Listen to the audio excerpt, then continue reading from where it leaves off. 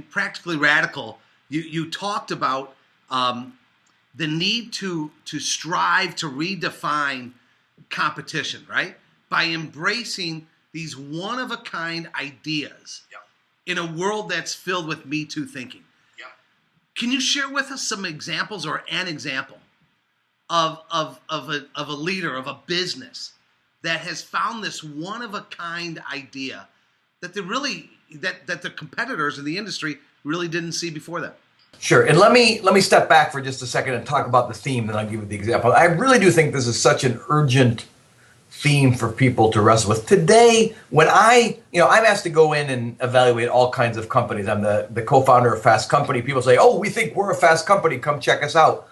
What I'm always interested in looking for first is not really the products and services the company sells, but the ideas that the company stands for and how those ideas distinguish them from the competition. And what I find when I go visit organizations that everybody is really comfortable kind of operating in the middle of the road. That's what feels safe and secure. That's where all the customers are. But today, as I said earlier, with so much change, so much competition, so many new ways to do just about everything, the middle of the road has become the road to nowhere. And the real question is, what are you the most of in your field? Most companies I get to know are pretty good at everything.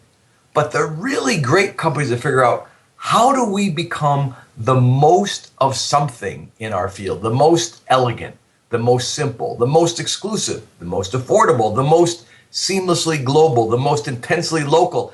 Every industry is different. Every company's got to make a different choice. But the worst thing you can do is kind of get stuck in the middle. The middle ground is just disappearing. And so the question is, what are we the most of? And this is not going to surprise anybody, but as I think about companies I genuinely admire, mainly because they're winning big and tough businesses, the one that jumps out to me is Southwest Airlines. And to think about a company, and I've been following it for decades now, I mean, the airline business is, I think without question, the least attractive business in the history of business. In the last 10 years alone, the big airlines in the United States have lost a combined $60 billion. And yet Southwest has celebrated its 40th anniversary.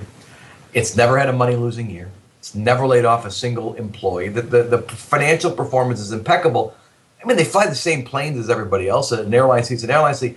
It's all about the idea this company stands for. And then the strategies and tactics it's developed to bring that idea to life. And so you go to talk to people at Southwest, the pilots, baggage handlers, the flight attendants, and then you ask them, what business are you in?